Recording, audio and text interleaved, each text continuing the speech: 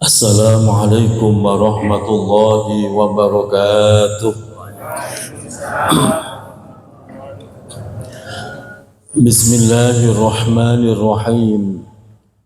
Alhamdulillahilladzi an'ama 'alaina bi ni'matil imani wal islam. Wassalatu wassalamu ala asyrafil anam Sayyidina wa habibina wa maulana Muhammadin wa ala alihi wa sahbihi ajma'in. Hasbunallahu wa ni'mal wakil, ni'mal maula wa ni'man nasir, wa la hawla wa la quwwata illa billahil aliyyil azim. Allahumma anfa'na bima 'allamtana wa 'allimna ma yanfa'una birahmatika ya arhamar rahimin, amin ya rabbal alamin. Al-Mukarramun, seluruh pengurus DKM Masjid Jami Al-Faronggo Kota DKM Bapak Haji Abdul Jabbar, semoga senantiasa Allah pelihara kesehatan beliau. Seluruh para asatid guru kita yang senantiasa membersamai kita, yang terhormat Bapak Ustadz Burhanuddin, Bapak Ustadz Suhendi, Bapak Ustadz Kamto, para sesepuh orang tua kita, Bapak Haji Rasim, Bapak Haji Karnadi Sayut, Bapak Sayuti dan seluruhnya, mohon maaf, seluruhnya yang hadir, Bapak Ibu tanpa terkecuali, semoga kita semua senantiasa lahir batin kita Allah tambah-tambah keberkahan hidup kita, Allah istiqomahkan kita di dalam kebaikan dan kelak diwafatkan dalam keadaan husnul khotimah, amin. Alhamdulillah wa syukrulillah. Pada kesempatan malam hari ini kembali Allah kumpulkan kita di tempat yang mulia, di taman surganya Allah, melanjutkan kajian Nasoihul Ibad. Semoga Allah ridho dengan semua ibadah yang kita lakukan dan benar-benar nanti Allah kumpulkan kita semua di surganya Allah. Bapak Ibu jamaah yang dirahmati Allah, kita melanjutkan Nasoihul Ibad, masih pada babus sudasi, masih pada babus sudasi, makalah yang ketujuh. Kemarin belum selesai ya, karena keterbatasan waktu. Saya ulang sedikit. Pada makalah yang ketujuh, sebagaimana nasihat Sayyidina Ali karamallahu wajhah, bahwa dari sekian banyak nikmat ada 6 macam nikmat yang dianggap paling agung. Salah satunya adalah nikmat Islam, mana udah kita bahas. Yang kedua nikmat Al-Quran. Sekarang kita masuk yang ketiga, wa Muhammadin Rasulillah. Nikmat yang ketiga yang dianggap paling agung dibandingkan nikmat-nikmat yang lainnya adalah mempunyai atau menjadi umat dari kanjeng Nabi Muhammad sallallahu alaihi wasallam.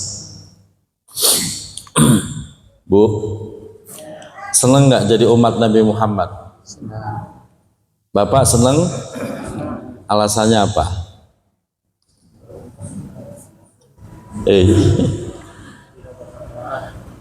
Pokoknya senang gitu ya. Kita senang menjadi umat Nabi Muhammad. Kita senang Nabi kita Nabi Muhammad. Alasannya apa? Kita harus tahu alasannya biar kesenangan kita, mahabbah kita ini makin kuat, makin dalam. Yang pertama, kita senang punya Nabi Muhammad karena Nabi Muhammad itulah Sayyidul Anbiya wal Mursalin, pemimpin para nabi dan para rasul. Yang kedua, syariat Rasulullah itu bersifat as-samihah al-hanafiyah, Syariat Rasulullah itu ringan, tidak sebagaimana syariat yang dibawa pada nabi-nabi terdahulu. Contohnya apa? Sholat, kewajiban yang diperintahkan kepada kita sehari semalam sholat itu hanya 5 waktu, dan ini sangat ringan, Pak. Sekali kita sholat, seperti tadi kita sholat maghrib, butuh waktu berapa menit? Ada 5 menit, Pak, sholat maghrib. Anggap saja 5 menit lah. 5 menit itu udah khusyuk banget, Pak. Udah santai banget itu. 5 menit. Kalau kita mengerjakan 5 kali dalam sehari semalam, kita hanya butuh waktu kurang lebih 25 sampai 30 menit. Artinya ini sangat ringan dan sangat singkat, tidak butuh waktu lama. Berbeda halnya dengan umat-umat terdahulu. Contoh, pada zaman Nabi Musa, salah satu diriwayatkan, kewajiban menunaikan ibadah, sholat, itu 50 waktu. Coba bayangin Bapak Ibu, 50 waktu. Ibu nggak sempet mall, nggak sempet masak, ya, yang ada sholat terus. Bapaknya nggak sempet pakai celana, Pak. Baru pakai celana udah sholat lagi kan, nggak sempet. Itu dari segi syariat, dan kita bisa bayangin, tidak ada syariat Rasulullah Muhammad SAW yang berat tuh nggak ada. Puasa juga begitu, kewajibannya cuma setahun sekali, 1 bulan. 1 bulan saja kadang-kadang nggak genep 30 hari kan, kadang 28, kadang 29. Zakat juga ringan sekali. Dari semua harta yang Bapak keluarkan, yang Bapak dapatkan, kewajiban zakat fitrah itu hanya 2,5 kilo atau 3 liter zakat fitrahnya. Betul? Murah apa mahal itu? Gitu, Pak. Ya murah, Pak. Tetap lebih banyak beras yang Bapak Ibu makan. Yang dimakan ada berapa kintal setahun? Sekintal lebih kan? Lebih sekintal itu. Satu keluarga 1 kintal lebih. Dan itu hanya kewajibannya 3 liter, 3,5 liter. Murah sekali. Zakat mal juga begitu, Pak. Hanya 2,5%. Kalau Bapak Ibu punya duit 100 juta, bayangin Bu, punya duit 100 juta. Banyak apa dikit, Bu?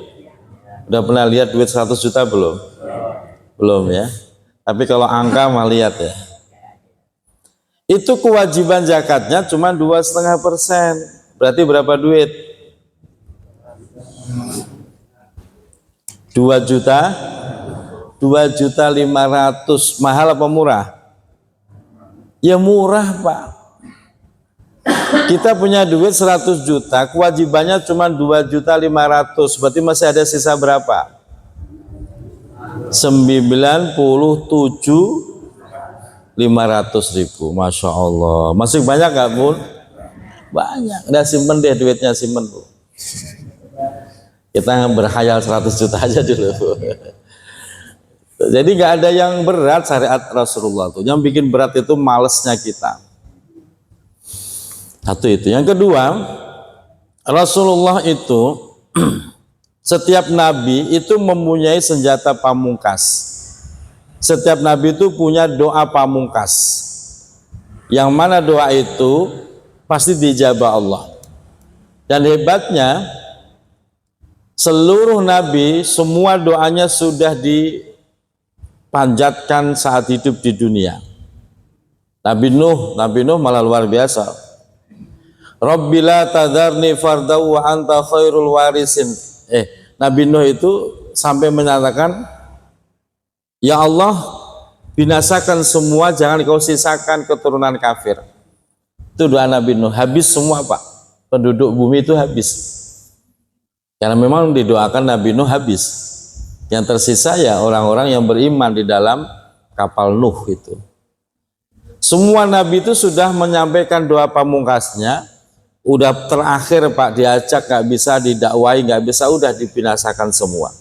Kecuali baginda Nabi Muhammad Sallallahu Alaihi Wasallam. Itu doa pamungkasnya disimpan besok di akhirat untuk memberikan syafaat pertolongan kepada kita semuanya. Alhamdulillah. Ini kan luar biasa. Dan itu hanya bisa dilakukan oleh Nabi Muhammad. Yang ketiga, bagaimana nggak senang kita jadi umat Nabi Muhammad? Kita ini umat terakhir, tapi nanti masuk surganya duluan, Pak. Masuk surganya duluan.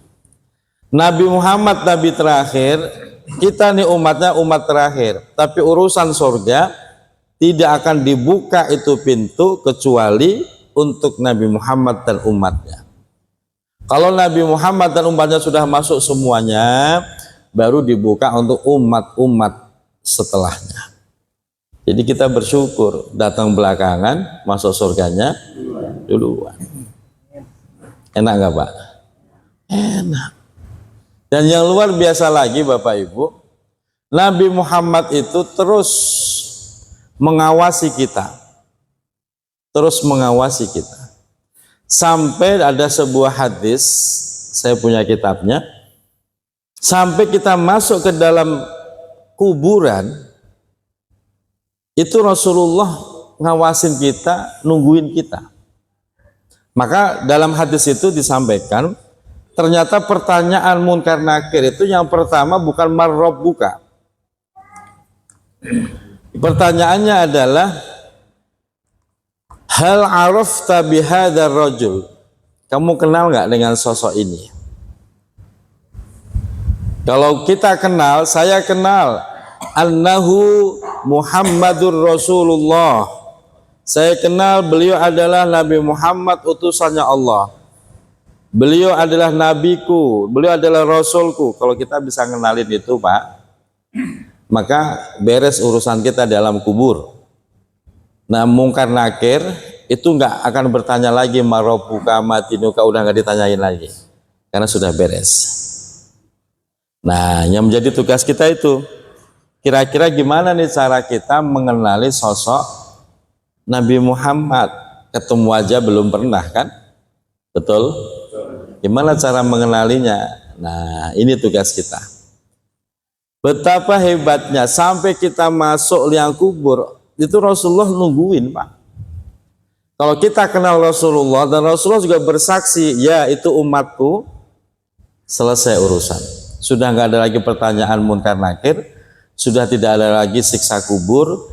Num kanaumil ursy, kata malaikat, kamu tidurlah sebagaimana tidurnya pengantin baru. Alhamdulillah. Nanti bangun-bangun udah yaumul ba'si, hari kebangkitan. Nah ini nikmatnya jadi umat Nabi Muhammad yang tidak diberikan kepada umat-umat terdahulu. Maka kita tambah sayang kepada Nabi Muhammad Shallallahu Alaihi Wasallam. Bagaimana cara kita mengenali Rasulullah? Kalau kita ketemu nggak pernah, ziarah ke kuburnya juga, udah pernah belum Bu? Pengen nggak ke sana?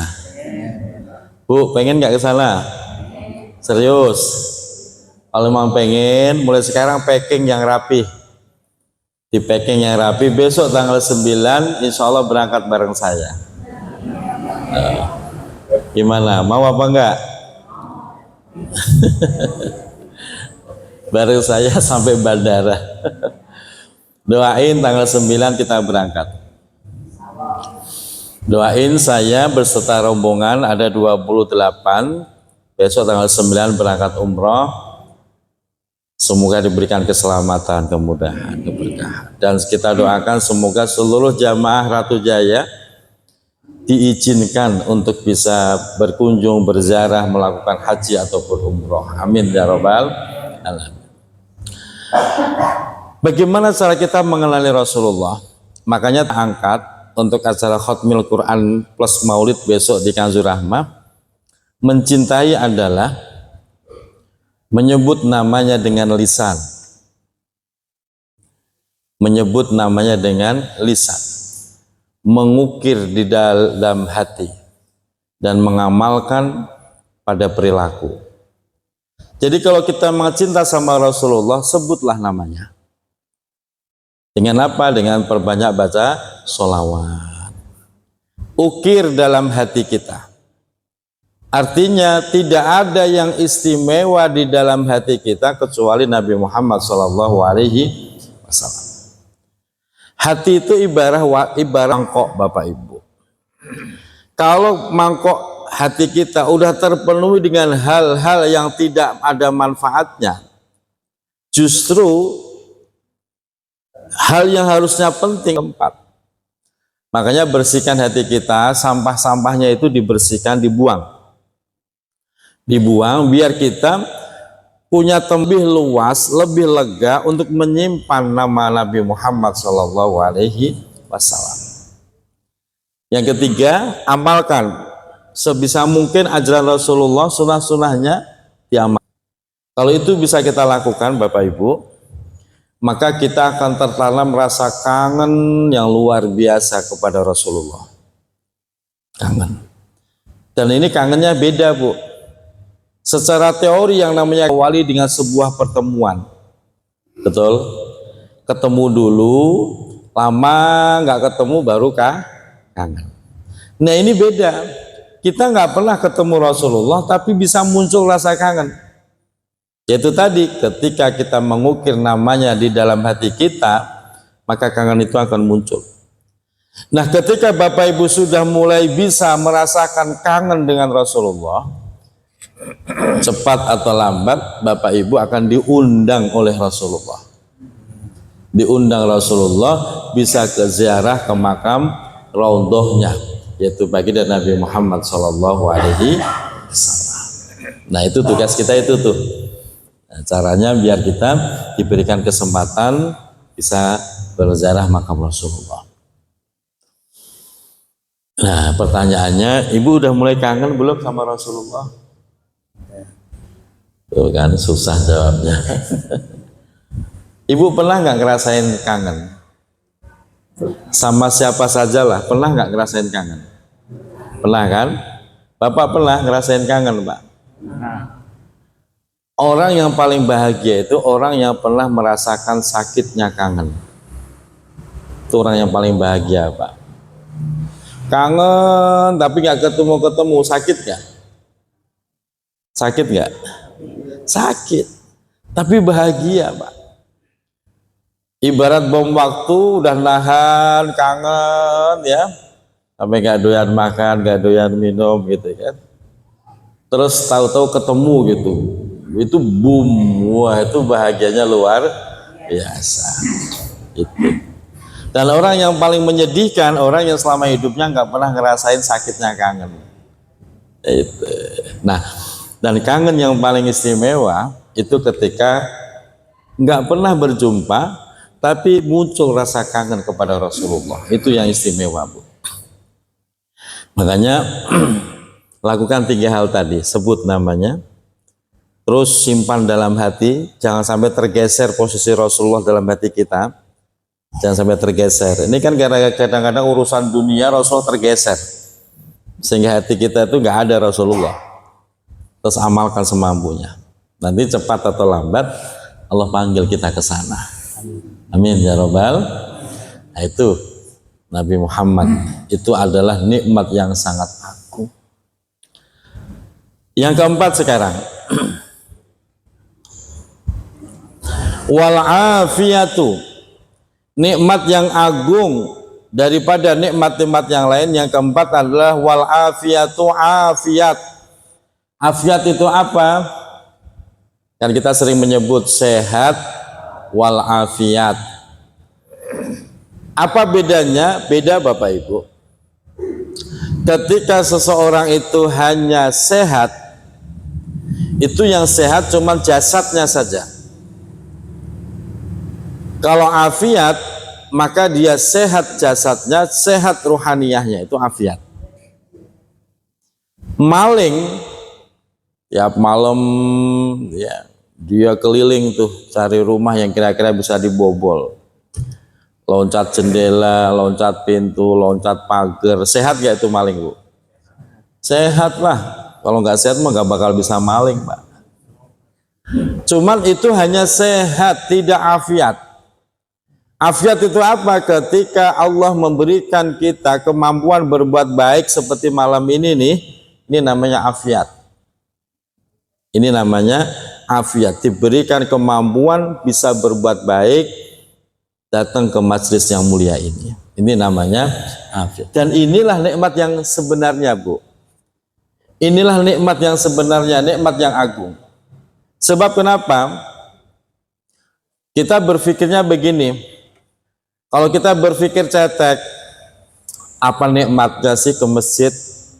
Paling cuma duduk doang. Ntar habis ngaji paling cuma dapat kopi doang gitu ya. Apa sih nikmatnya? Begini loh Bapak Ibu. Kalau kita berpikir lebih dalam lagi dari sudut pandang Allah, orang yang bisa berbuat baik itu berarti dia lagi dekat sama Allah. Lagi dekat sama, sehingga orang itu selalu bisa berbuat baik. Ada acara ngaji dia bisa datang. Ada acara maulid dia juga bisa datang. Ada acara kebaikan-kebaikan yang lain dia masih bisa terus datang. Itu berarti orang itu posisinya lagi sangat dekat sama Allah. Dan kedekatan dengan Allah itu mengalahkan seluruh nikmat yang ada. Maka bersyukurlah ketika kita selalu bisa diberikan kesempatan berbuat baik, karena disitulah posisi kita lagi dekat-dekatnya dengan Allah. Manfaatin itu yang kita cari, Bu. Bandingkan dengan orang yang sebaliknya, ketika Allah sudah tidak mau menginginkan kita, ketika Allah tidak mau dekat sama kita, maka kita akan disibukkan dengan urusan duniawi. Ini rumusnya, Pak. Sehingga kita nggak ada kesempatan lagi untuk datang. Masjid di depan mata nggak pernah bisa melangkahkan kakinya ke situ. Pengajian setiap malam nggak pernah bisa hadir. Kebaikan-kebaikan banyak dia selalu lewatkan. Kenapa? Dia telah disibukkan Allah dengan urusan duniawi. Kalau kita di posisi itu, sadarlah. Saat itulah kita lagi jauh-jauhnya dengan Allah. Nah, kalau kita lagi jauh sama Allah, terus buat apa? Kita punya badan sehat, duit banyak, tapi jauh dari Allah. Buat apa? Justru itu semua akan menjadi beban hisab kita di hadapan Allah. Justru itu semua juga bisa menjadi sebab diseretnya kita masuk ke nerakanya Allah. Makanya Bapak Ibu, kita harus benar-benar bisa merasakan kita ini lagi dekat sama Allah, apalagi jauh. Lihat kesibukan kita. Kalau Bapak nih memang dasarnya lagi dekat sama Allah, sesibuk apapun pekerjaan Bapak, saya yakin Bapak selalu bisa menyempetin ibadah wajibnya tetap dapat, ibadah sunnahnya juga dapat. Tapi kalau memang dasarnya lagi jauh sama Allah, walaupun nganggur di rumah, Pak,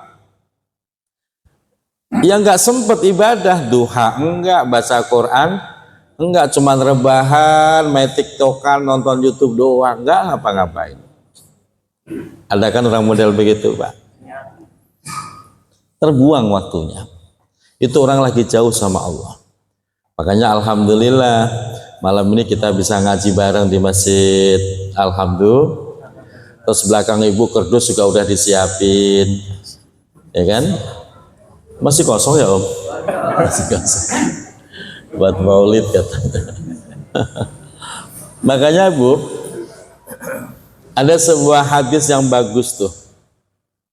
Khairu ummati alladzina idza asa'u istaghfaru wa idza ahsanu istabasyaru.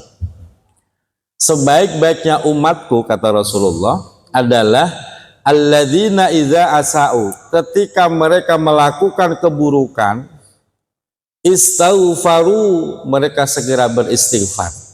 Itu justru dianggap umat terbaik, Pak. Bapak pernah berbuat maksiat nggak? Ibu pernah berbuat dosa nggak? Ya harus pernah, Bu. Harus pernah. Kalau ibu bilang saya nggak pernah maksiat, ya ibu namanya malah sombong itu. Rasulullah itu tahu bahwa kita pasti pernah berbuat maksiat. Maka redaksi hadisnya, umat terbaikku adalah ketika mereka berbuat buruk, mereka segera beristighfar. Itu yang dicintai Rasulullah. Tahu-tahu tadi tengah jalan lihat sesuatu yang haram, astagfirullahaladzim. Buru-buru begitu, Pak. Lagi ngomel di rumah sama suami, sama anak diomelin semuanya. Astagfirullahaladzim. Kok mulut saya tadi begitu ya? Suami lagi galak sama istri, astagfirullah, kok tadi galak saya. Itu yang dicintai Rasulullah. Jadi orang yang berbuat jahat, yang berbuat buruk, dan dia segera beristighfar, itu lebih dicintai Allah dan Rasulullah daripada orang yang rajin ibadah tapi merasa suci. Jelas Bapak Ibu? Kenapa begitu? Karena nggak ada ceritanya kita ini maksum, terhindar dari dosa, itu nggak ada. Kita pasti melakukan kemaksiatan dan dosa. Makanya yang terpenting istighfarnya. Yang kedua yang luar biasa, umat yang paling baik dicintai Rasulullah adalah wa idza ahsanu istabsyaru. Ketika mereka berbuat baik, mereka merasa bergembira. Ini ibu lagi ngaji baik apa buruk? Bergembira nggak, Bu? Ibu hatinya lagi bergembira apa sedih? Gembira. Pak, ini malam Bapak lagi seneng apa sedih? Nggak kelihatan senengnya gitu.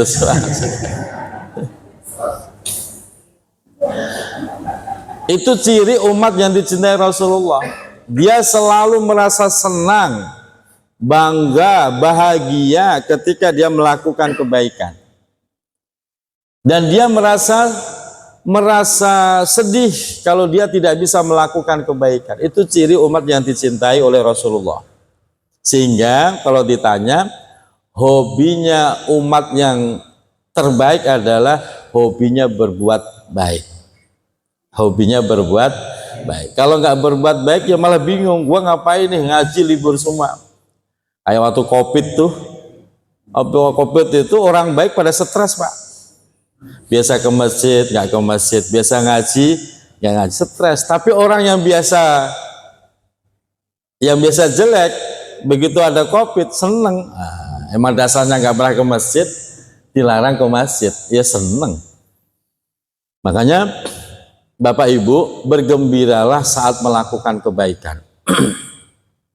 Bergembiralah saat melakukan kebaikan. Dan Bapak Ibu jangan pernah melarang kalau ada orang bergembira, tertawa di tempat baik, itu jangan. Ini kita lagi ngaji, lagi melakukan kebaikan di masjid, di tempat yang baik, betul? Bergembira. Jangan kok manyun, tertekan gitu, jangan. Bergembiralah. Iya. Maka kalau ada orang kok, ini habis ini kan kita ngopi bareng nih, cerita bareng, ngobrol bareng, makan bareng, ketawa, itu disenangi Rasulullah. Bergembira dalam kebaikan. Justru kalau ada orang Muslim kok tidak bisa merasa bahagia, tidak bisa merasa gembira di dalam kebaikannya, bahaya, Pak. Kenapa bahaya? Dia akan mencari kegembiraan di tempat lain. Betul. Bapak kok nggak bisa menemukan bahagia di masjid? Saya jamin Bapak besok nggak bakal ke masjid lagi. Ngapain ke masjid malah tambah stres? Akhirnya dia nyari tempat lain. Kemana kira-kira Om Rio? Atau Om Rio dugem? Gitu. Mancing, ya kan? Pasti begitu. Makanya saya punya santri di rumah tuh, Pak. Kan ini ngaji nih, biasanya mereka ngaji. Selesai itu nanti jam 10 Pak. Mereka istirahat. Santri perempuan kan di atas lantai 2 rumah saya. Ketawa ngakak gitu. Kata bundanya, jangan ketawa kenceng-kenceng. Kata saya, biarin bun, biarin. Mereka lagi bahagia karena selesai ngaji, baru selesai. Biarin, nggak apa-apa. Dia kan menemukan kebahagiaan, itu penting Pak.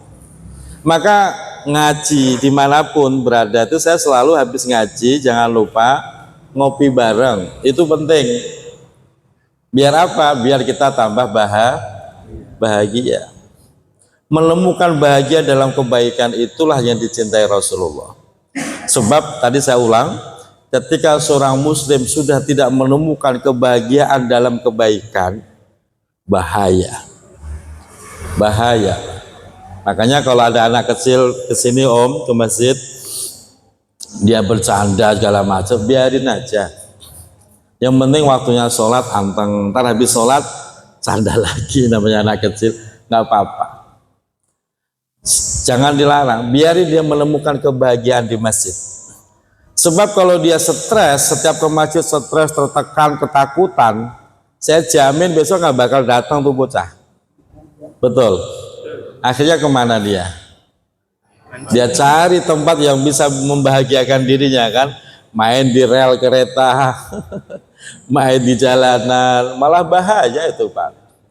Makanya kata Rasulullah, umatku yang terbaik adalah setiap kali dia berbuat baik, dia menemukan kebahagiaan dan dia selalu bahagia setiap kali berbuat baik. Jadi Bapak jangan pernah stres ketika berbuat baik.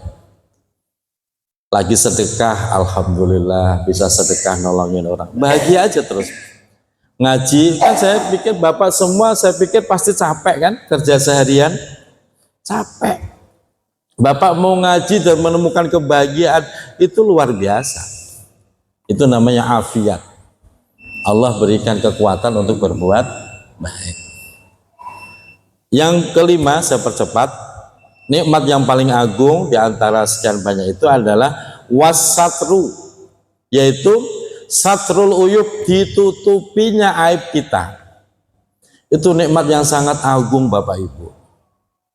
Orang bisa menghormati kita, orang sayang sama kita, itu karena aib kita ditutup sama Allah.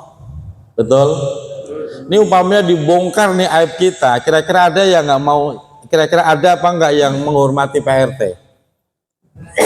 Seandainya aibnya RT dibuka apa namanya? Pak RT punya aib nggak? Punya ya? Ya udah biarin aja, tutup. Itu kalau seandainya dibuka sama Allah, habis Pak kita. Saya juga punya aib. Kalau aib kita dibuka Allah, habis Pak. Maka ketika aib kita ditutup Allah, itu nikmat yang sangat agung. Istri masih sayang sama bapak karena aib bapak ditutupi Allah. Coba kalau dibongkar sama Allah, ya ternyata suami gua begini gitu. Habis gitu ya Om. Pantesan HP-nya kok dikunci mulu. Kita bersyukur. Nah kalau bersyukur stop, jangan berbuat jelek mulu. Ketika Allah menutup aib kita, itu tujuannya biar kita berhenti dari kemaksiatan. Jangan malah merasa, oh amal nih, besok lanjut lagi, amal nih, lanjut lagi. Itu ibarat bom waktu Pak. Kalau Allah udah gregetan, dibuka, boom, habis kita. Udah gak ada kesempatan lagi. Nah apa itu kalau udah hancur Pak, susah dikembalikan lagi. Rusak, betul? Alhamdulillah, aib kita ditutupi. Nah. Yang terakhir, wal ghina 'anin nas, tidak tergantung dengan manusia. Ini nikmat yang agung Pak. Tidak ngandelin orang. Bapak mau masak apa kek, mau makan apa, mau minum apa, mau tinggal di mana, Bapak udah tenang, nggak ada urusan dengan orang lain, nggak tergantung orang lain, nggak dibebani dengan urusan orang. Itulah kenikmatan.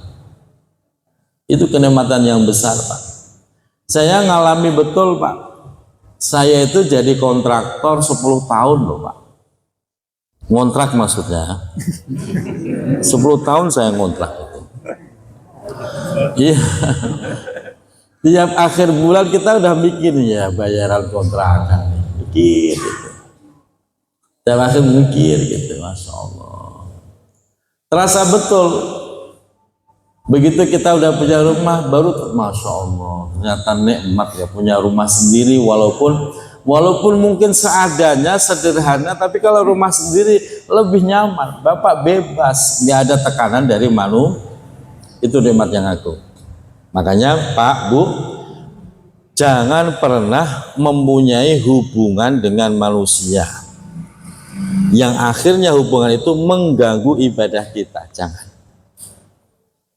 Saya itu tawaran bisnis itu banyak, Pak. Tawaran bisnis banyak. Akhirnya semua saya tolak. Kenapa? Bukan saya nggak butuh duit, enggak. Saya itu pengen tenang. Saya zaman dulu pernah kerja segala macam pekerjaan saya coba. Malah tambah stres saya malah. Lebih sekarang lebih enak.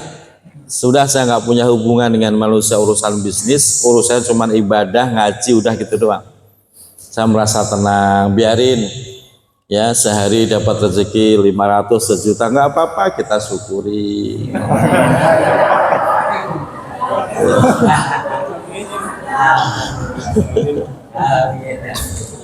Loh, yang bikin kaya itu bukan harta tapi hati. Betul? Innal gina ginan nafsi. Sesungguhnya kaya itu bukan di harta, tapi ginal nafsi, kayanya hati. Bapak di tangannya ada duit 10 juta, tapi kalau hati merasa nggak puas, ya nggak bakal bahagia, nggak bakal bisa menikmati 10 juta itu. Tapi kalau hati kita puas, tenang, bersyukur, walaupun cuma rokok di Samsu sebatang, ya itu dunia udah kayak milik berdua. Alhamdulillah, kita udah merasa paling kaya. Jadi itulah kekayaan yang sejati, tidak butuh orang lain, artinya tidak menggantungkan hidup kepada orang. Itulah kekayaan yang sejati, dan itu adalah nikmat yang sangat agung. Guru kita nih Ustadz Burhan udah tenang, makan sendiri, tidur sendiri. Cuci sudah tenang lah, udah nggak ada bebannya, betul ya Ustaz ya? Kok umpamanya beliau nikah lagi tambah beban gitu loh Pak. Udah tenang beliau, Pak, udah Allah kondisikan tenang. Demikian, semoga bermanfaat. Assalamualaikum warahmatullahi wabarakatuh.